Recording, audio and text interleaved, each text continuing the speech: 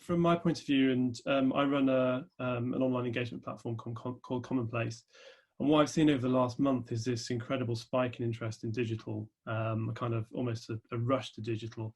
And you would imagine that I'd embrace that wholeheartedly. And of course, I do. But a lot of what I've seen in terms of digital solutions, I guess, have been answering the question, how do I get my consultation done, completed, out of the way, rather than the question, how do I have a meaningful conversation with the community and stakeholders and come out with some kind of co-designed outcome. So, of course, in times of social distancing, digital is part of the answer.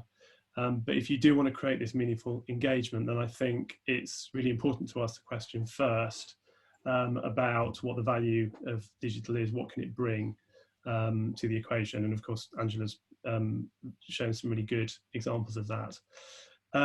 So I started thinking about this when I knew I was going to talk, and I've kind of boiled it down to three things, which are people, trust, and insights, which I'm just going to talk a little bit more about. So what do I mean by people, first of all? Well, digital can, of course, deliver more people than you can ever meet. And I noticed there's some comments from people in the chat saying, you can never replace sitting down with people and seeing their expressions. And I absolutely 100% agree with that. I think, the best form of engagement is having a cup of tea with somebody and having a very open conversation with them.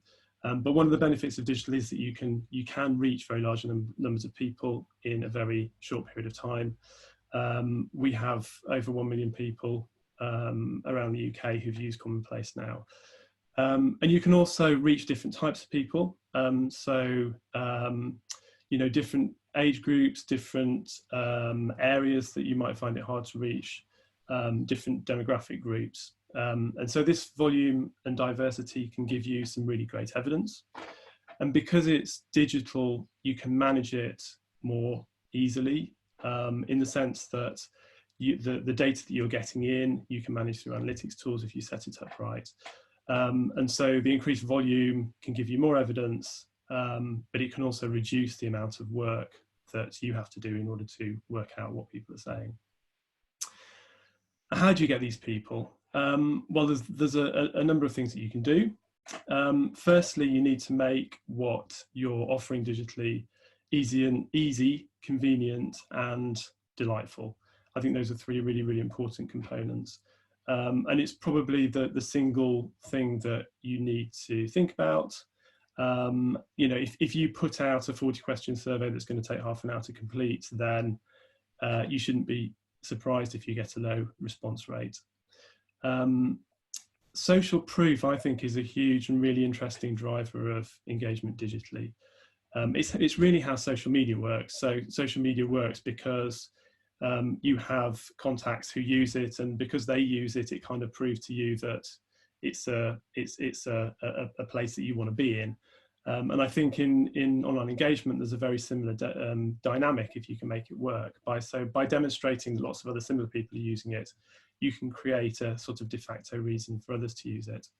It can be very, very readily amplified by social media. At Commonplace, we really encourage very strongly sharing on social media and getting a kind of circular engagement pattern happening, so that you get people coming to the Commonplace and then sharing to social media, and then more of their networks coming back. And finally, and I think even when we're in this kind of social distancing environment, understanding how online and offline work together is so crucially important, because we're not going to be in this environment forever, right? And whatever we do now, I think, is potentially setting the kind of benchmark or the framework for what happens next. And so thinking ahead about how online and offline work together is crucially important. So what you see here is our what we call community heat map.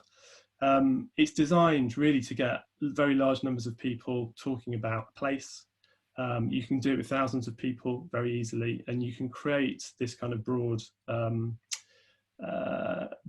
open conversation, and from it you can produce what I think's essential in all of this, which is a co-produced understanding of needs. So how does this work? A couple of examples. This is an example, Leeds City Council. So we work with Leeds and created a citywide conversation for them, mainly around public transport. We worked with them across about 25 different areas, creating a kind of iterative co-design process that took people through very local issues, but also gave them a citywide perspective, and got very large numbers of people involved. And you can see at the top of the screen there, we've got the website and how it appeared online. And on the right-hand side, we've got a before and after view, which we use a lot, which is kind of a very, very simple technique to make the proposals come alive. So you have a photograph on the left-hand side and an annotated visual CGI on the right-hand side, and you can swipe between one of the two. And then we've also worked with a number of other platforms. So ViewCity, which I'm sure many of you are aware of, creates or has a 3D model of London and other cities, and you can drop into that proposals, but it also shows you buildings which are currently being built, but aren't there yet, and buildings which have been consented, but haven't even been started yet. So again, it's another way, and Angela touched on this, about how to animate, how to produce visualizations, things that make some of these proposals real for people. So the second area I wanted to talk about was trust. You know, if you get people, that's great, but if they don't trust what's going on, they're not going to stay for very long, and they're not going to interact on an ongoing basis. And it's a huge problem that's evidenced by some of that research that I've got down there from Grosvenor, which I'm sure many of you are aware of. And conversely, if you can create a sense of trust, and Angela talked about honesty, I think those two things are very closely related. It can save you time, it can save you kind of issues with reputation, but ultimately it can move people from a place of sort of knee-jerk combat or resistance to one where they're ready to collaborate. And that's what I'm really interested in. How do you create trust? Well, again, coming back to where digital can add value, one of the things digital is great at is openness and transparency. And I think using these features of digital platforms, you can build trust very effectively online. I think this is probably one of my biggest messages. I think it's a massive opportunity right now to embrace openness and transparency in a way that perhaps hasn't been done before. But you also need to gain trust, you also need to offer a meaningful opportunity to influence and to feedback.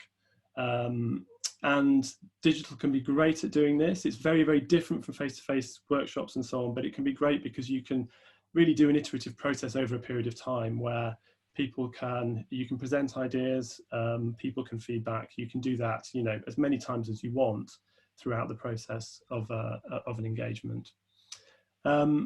And finally, I wanted to also talk about joining up conversations. And I think it's quite easy to be really focused on individual planning applications, individual conversations about a single project. But actually, one of the great things that digital can do is to join up different conversations that are happening in an area and make the combination of those conversations into something which is often much more meaningful to local residents.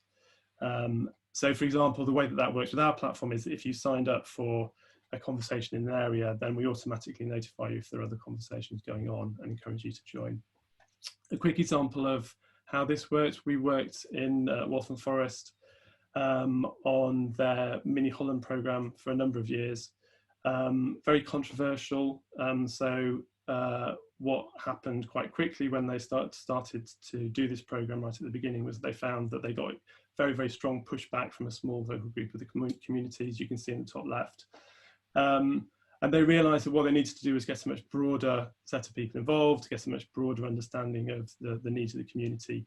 And so they using our platform, they managed to get a very large number of people involved across the whole of the borough, and to demonstrate that there was actually a general need that was collectively being expressed by the community for the kind of change that was being proposed.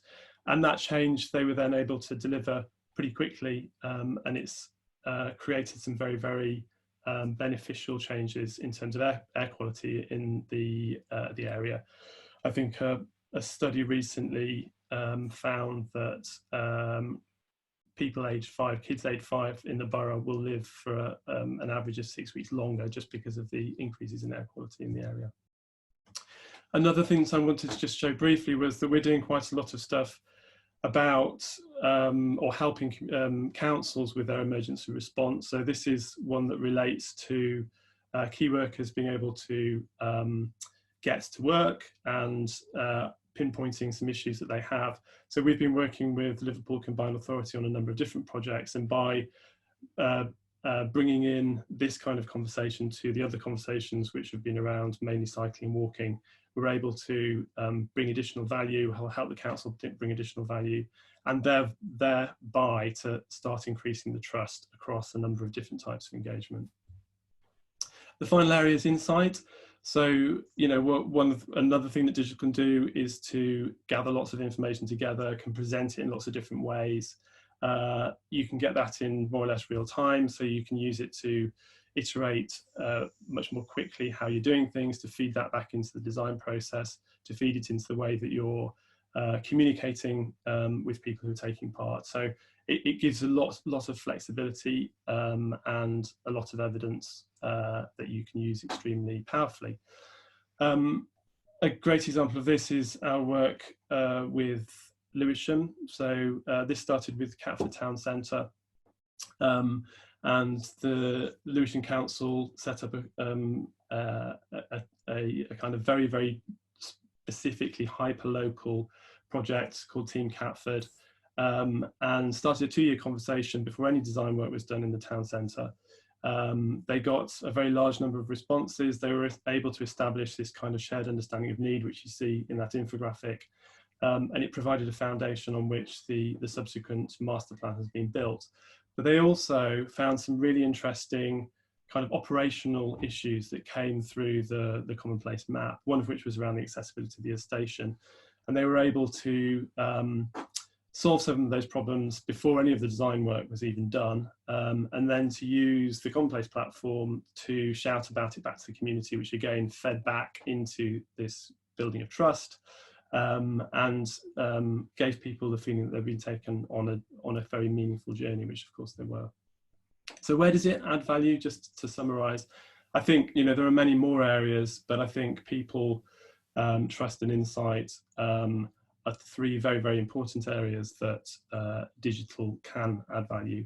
And what of the future, and how does this kind of take us forward? Because I think we are, as many people have mentioned, at a sort of point where we're, you know, we're not going to go back to the same past. We're going to go back to something that's very different. And I think, although it's really difficult to start having a conversation whilst we're still in the midst of this emergency, it is really important, and the opportunity is so much more than digitising what's happened previously. The opportunity, I think, is to do something radically new, to use the strength of digital to build on this energy and interesting community that I've experienced, and I'm sure all of you have, to really move the dial on how planning can benefit from more local democratisation. And one of the questions that came up previously, I think, really sort of underlined that as an opportunity. So I'd love to take part in more of a conversation on this with you, either now or at a later date. Thanks very much.